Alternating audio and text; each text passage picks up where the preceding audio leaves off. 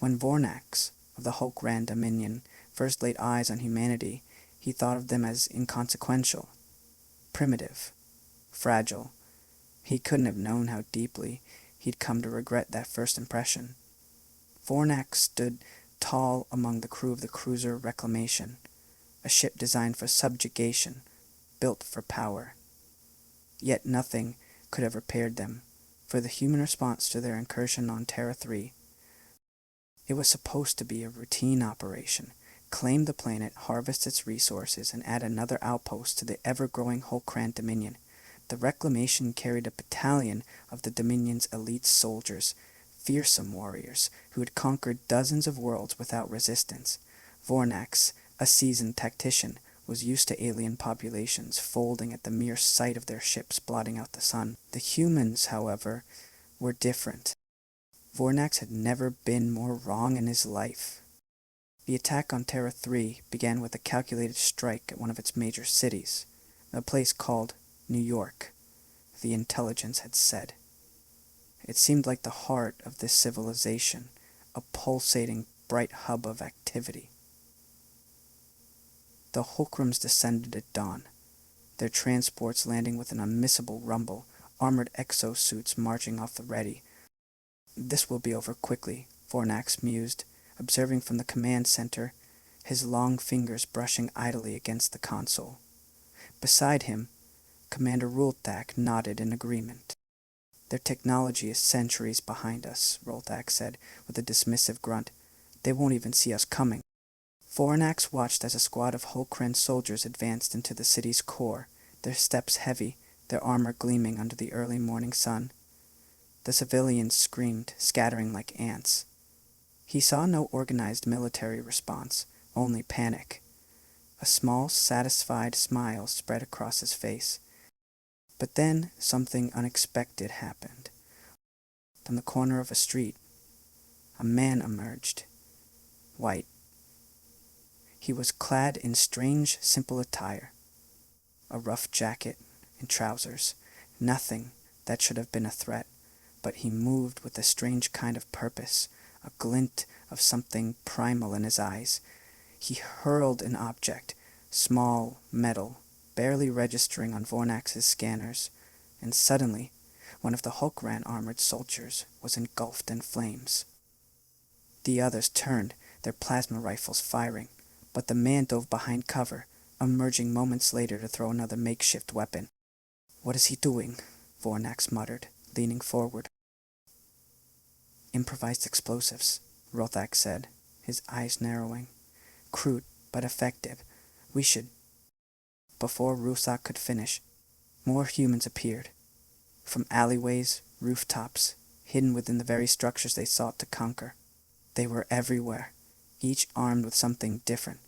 Rifles that looked ancient by Hulkran standards, strange tubes that fired explosive projectiles, even blunt weapons they wielded with reckless abandon.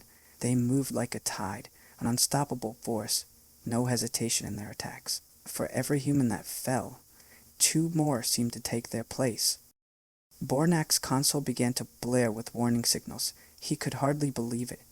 The battalion, the best warriors of the Dominion, was faltering, caught in a disorganized melee with an enemy they had underestimated. "Send in reinforcements," Vornax barked, his calm demeanor cracking. "Overwhelm them." Rulthak rushed to obey, his hands moving swiftly across his own console. "All squads, converge on grid Alpha 7. Secure the area immediately." The reinforcements arrived quickly, dropping from the sky in their transport pods. Hulkran soldiers poured into the streets, a mass of gray and black armor that filled the city with mechanical clanking. Vornax watched, confident that the tide would turn in their favor, and yet the chaos only seemed to escalate.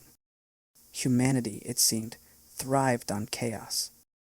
They were everywhere, using their knowledge of the terrain to their advantage. Hulkran soldiers, trained for open combat, struggled in the narrow streets and confined alleys. Humans set traps, crude, brutal things that sent armored warriors sprawling. They fought with everything they had, using weapons that should have been obsolete, but in their hands became deadly. Vornax watched in stunned silence as a group of humans ambushed a squad from above, dropping from a rooftop with a cry that chilled even his hardened heart. A particular battle raged in a narrow street where a Hulkran squad, led by Captain Threx, found themselves pinned down by a group of human fighters. The Hulkrans, though heavily armored, were caught in an ambush. Explosions echoed, smoke filled the air, and shouts of both pain and defiance rang out.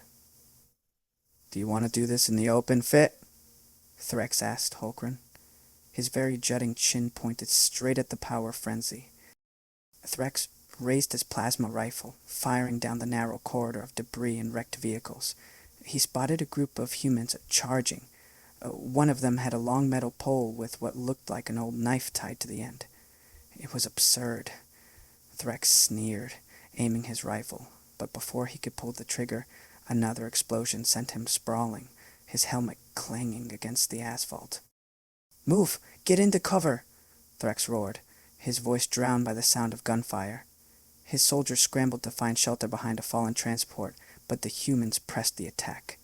A man appeared right beside him, his face smeared with soot, his eyes wild. He swung a crude club, striking Threx's rifle from his hands. Threx reacted quickly, the training taking over. He swung his armored fist, knocking the human back. But the man was relentless, springing to his feet, a knife now in his hand. Threx barely managed to draw his sidearm, firing a shot that sent the human collapsing to the ground. He breathed heavily, looking around. His squad was in disarray, the humans swarming them with sheer numbers and unyielding ferocity. Nearby, another squad was fighting for their lives. A group of Hulkran's soldiers, armed with plasma lances, faced off against a makeshift militia of construction workers. The humans used their tools as weapons, hammers, wrenches, even nail guns modified to fire as projectiles. One Hulkran swung his plasma lance, cutting through the air, but a human tackled him from the side, both of them crashing into a pile of rubble. The human fighters moved in unpredictable ways, ducking, weaving, exploiting every weakness in the Hulkran formation. They didn't fight with discipline, but with instinct, each man covering the other's blind spot without hesitation. One Hulkran soldier found himself surrounded, his plasma lance knocked from his hands. He fought back with his fist, each blow powered by the strength of his exosuit.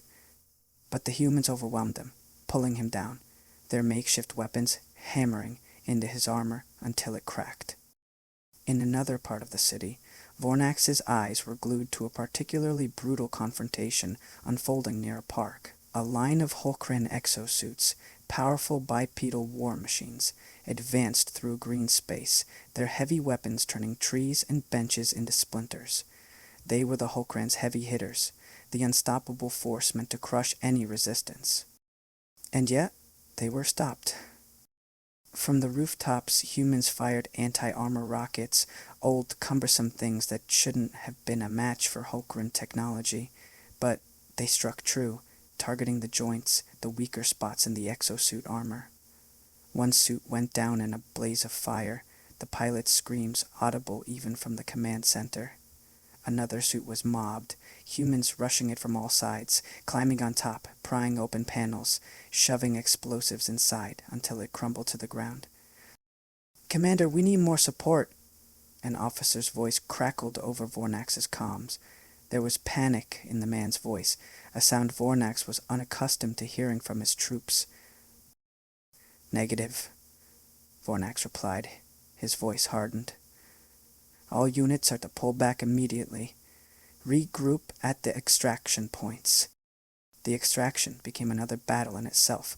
The Hulkran soldiers, retreating under constant fire, fought desperately to reach their transport ships. In one street, a group of Hulkran warriors held a defensive line, plasma rifles aimed at the advancing humans. They fired in controlled bursts, their shots taking down multiple targets. But the humans just kept coming. They used debris as cover, advanced with a determination that bordered on madness. One Hulkran soldier, isolated from his squad, found himself cornered in an alley. He could see the transport ship in the distance, its engines roaring as it prepared for takeoff. He ran, but a figure leapt out from the shadows, an enormous human, his body covered in makeshift armor. The human tackled him, the impact sending both of them crashing into the ground. The Hulkran tried to bring his rifle up, but the human grabbed his wrist, twisting it until the rifle fell. Then came the blows, powerful, relentless, each one driving the air from the Hulkran's lungs. "Fall back! Fall back!" Rulthak's voice echoed across the communication channels, desperation clear.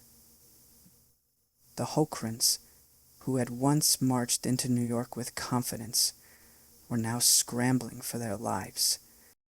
The battle intensified as more and more humans joined the fray. The Hulkrans found themselves facing waves of defenders who seemed to have an endless supply of makeshift weapons. Vornax could see the exhaustion in his soldiers' movements. They were used to quick, decisive victories, not prolonged urban warfare. The humans showed no signs of giving up. They fought with a kind of primal energy that seemed to grow stronger as the day wore on. A group of Hulkran soldiers, trying to fall back to the Straxon zone, found themselves blocked at a bridge. The humans had erected a barricade, a crude mix of abandoned cars, concrete, and metal beams. The Hulkrans fired their plasma rifles, blasting chunks out of the barricade, but the humans returned fire, using sniper rifles and even bows. The Hulkran commander-in-charge, Lieutenant Gorth, growled in frustration. "Push forward, clear that barricade," Gorth ordered, but his voice was drowned out by the roar of a massive explosion. A group of humans had managed to roll a modified car filled with explosives down the road, sending it crashing into the Hulkran line. The resulting blast tore through the ranks, scattering soldiers and leaving chaos in its wake. The humans surged forward, charging the disoriented Hulkrans. Gorth tried to rally his men, but it was no use. The humans were on them, and they fought with a fury that was almost animalistic. Gorth found himself facing a human wielding a makeshift spear, the man's face twisted in determination. Gorth swung his plasma rifle, but the human ducked, lunging forward and driving the spear into a gap in Gorth's armor. Gorth gasped, his vision blurring as he fell to the ground. The last thing he saw was the human standing over him, his expression one of grim victory. In another part of the city, a Hulkran unit had taken refuge in a large building, trying to regroup. The building was an office tower, its glass windows shattered, its interior filled with debris. The Hulkran set up defensive positions, hoping to hold out until extraction could be arranged. But the humans were relentless. They surrounded the building, using the cover of night to move in. They climbed the fire escapes, broke through the lower entrances, and even repelled from nearby structures. The Hulkrans, unused to this kind of guerrilla warfare, struggled to hold their ground. Plasma fire lit up the darkness, but the humans pressed on, their attack coordinated and fearless. One Hulkran soldier, Corporal Zarl, found himself on the top floor, firing down a hallway as humans advanced. He could hear the pounding of feet, the shouts of orders, the clatter of makeshift weapons. He fired until his rifle overheated, then drew his sidearm, backing up until he reached the roof access door. He pushed through, emerging into the cool night air. But there was no escape. The rooftop was already swarming with humans, their silhouettes barely visible against the dark sky. Zarl raised his sidearm, but before he could fire, a human tackled him. They rolled across the gravel-covered roof, Zarl struggling to break free. But the human was too strong. Zarl felt the knife plunge into the side of his armor, and he cried out, his vision fading as the human twisted the blade. As the final transports lifted off, Vornax watched the chaos below. He saw Hulkran soldiers running, chased by groups of humans who showed no fear. They fired rifles, threw explosives, even charged with nothing but knives and bare hands. And when a transport finally broke free of the city, soaring into the sky, the humans below erupted in cheers, their cries of victory echoing through the streets. On board the Reclamation, Vornax stood in the command center, his eyes fixed on the screens showing the retreat. He could see the exhaustion in his own troops, the fear that had taken hold of them. They had faced an enemy unlike any other, an enemy that refused to be broken, that fought with every ounce of strength they had, even when the odds were against them. "Commander," Vornak said quietly, "let it be known throughout the Dominion, humanity is not to be underestimated.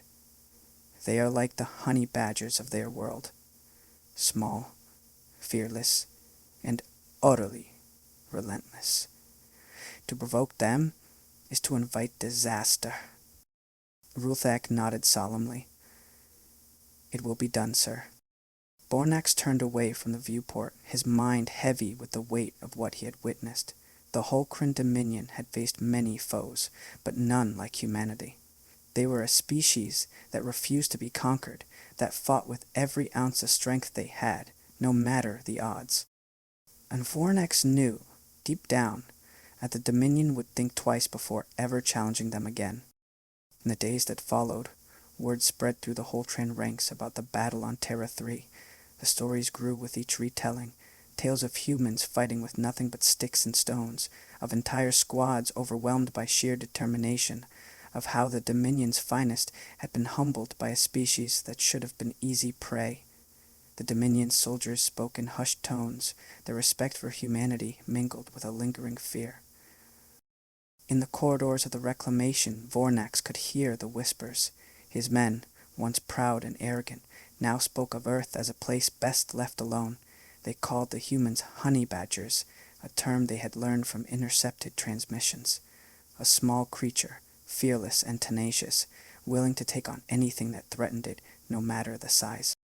And as Vornax stood in his quarters, looking out at the stars, he knew that the comparison was apt.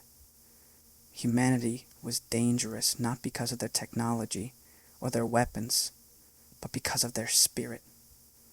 They fought like they had nothing to lose, like every inch of ground was sacred, like every blow they struck was a blow for their survival. Bornax turned away from the viewport, his thoughts heavy. The Hulkran Dominion had learned a valuable lesson on Terra 3, one that Bornax would make sure was never forgotten. Humanity was not a species to be conquered. They were survivors, fighters, relentless in their pursuit of freedom. And Bornax knew that if the Dominion ever returned to Earth, they would face the same unyielding resistance. Because that was what humanity was. They were honey badgers, fierce and unstoppable, and to challenge them was to invite disaster. The Hulkran Dominion had many worlds to conquer, but Terra 3 would not be one of them, not now and perhaps not ever.